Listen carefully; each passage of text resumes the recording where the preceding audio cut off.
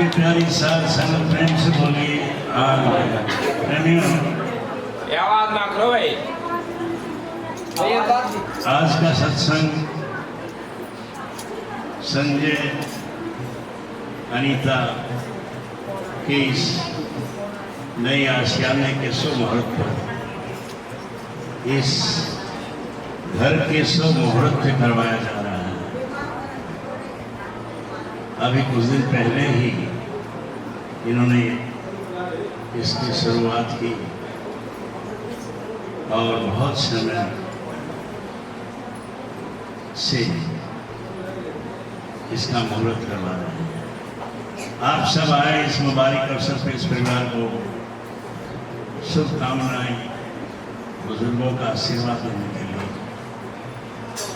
ये परिवार आनंद और खुशहाल रहे और आप सब जो संगत कर रहे हैं अपना सुखी जीवन व्यतीत करें, ये मालिक के चरणों में। अभी हमने परमपिता मंगलानी जी साहब का दोहा गाया है, जिसमें बताया है, दया हुई मौका मिला खिला सभी फूल के माने।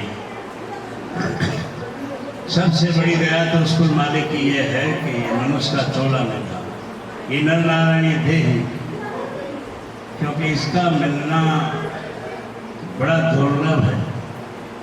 परम सदगुरु प्रीतम जी साहेब भी अपने मुखारबिंद से बताया करते थे कि 84 लाख योनियां भुगतने के उपरांत 3.5 करोड़ के वर्षे के अंतराल के बाद ये मौका मिलता है। और यही बात हर संत महात्मा वेद शास्त्र ग्रंथ में है। तो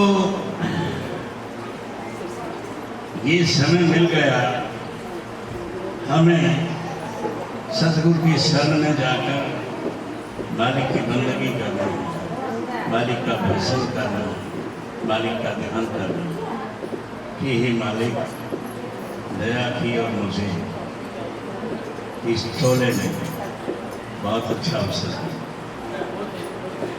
साहिब कहते हैं कि अगर मौका हो गए तो फिर 84 में जाओगे। दो जख में नहीं, दो जख के माने हैं 84। तो संत सदगुरु आके हमें सबका मार्ग देते हैं और सबका मार्ग है सत्संग। इसमें आके मालिक का भजन बंदगी करके हम सागर को पार कर सकते हैं। कल झुंझुनू जिला राजस्थान का, वहाँ हम बुहानिया गाँव में सत्संग कर रहे थे। वहाँ परमपिता मंगलानी जी साहेब का ये शब्द है, तेरी नगरी में सौदा सौदा कर चल रहे मेरे भाई। तेरी नगरी के मानी जो हमारा शरीर है, ये नगरी है और इसी में ही हमने जो सौदा है वो मालिक के नाम का है। उस नाम को सुमिरन करना, सतगुरु का ध्यान करना। तेरी नगरी में सौदा सौदा कर चल रहे मेरे भाई। महात्मा जी बहुत अच्छे से समझा रहे हैं कि एक काम करो। फिर बताया, तेरी नगरी में 4 खजाने ताला गुप्त लगाए। इस शरीर में ही 4 खजाने हैं, लेकिन उनको ताला लगा हुआ बड़े गुप्त ढंग से। सील, सबर, संतोष, बैराग, ये बाहरी है। और जिन्होंने इसको अपना लिया तो समझो उनका जीवन सफल हो गया। लेकिन संत अंतर की बातें बताते हैं। अंतर में बताया है सूरत, सबक, नाद और बैल। तेरी नगरी में ये 4 खजाने हैं, ताला गुप्त लगाई जो के तरह से बंद। सतगुरु धोरे पूंजी ले ली, फिर ताला खुल जाए। है। सतगुरु के पास नाम की कुंजी है, वो लेने से रास्ता मिल जाएगा और ये ताला खुल जाएगा। तेरी नगरी में सौदा सौदा कर चल रही है। फिर बताया कि जोन सी वस्तु लेनी हो सो वैसो ही करो निभाए। अब जोन सी वस्तु क्या है कि जिस काम के लिए आए हो उसी काम को करना। इसीलिए महात्मा जी ने कहा भी है, मगनानंद संसार में आया है किस काम, सतगुरु मिले ना सेवा तेरी, ना जपता निज नाम। महात्मा जी ने बताया कि संसार में आए किस काम के लिए? उस मालिक का शुक्राना, उसका धन्यवाद करने के लिए, उसका नाम का सुमरन करने के लिए, और ना ही तो सतगुरु की संग ली और ना ही निज नाम का सुमरन किया, तो फिर 84 में पक्का धड़े का तोड़ मिलेगा, फिर पाप से पक्का।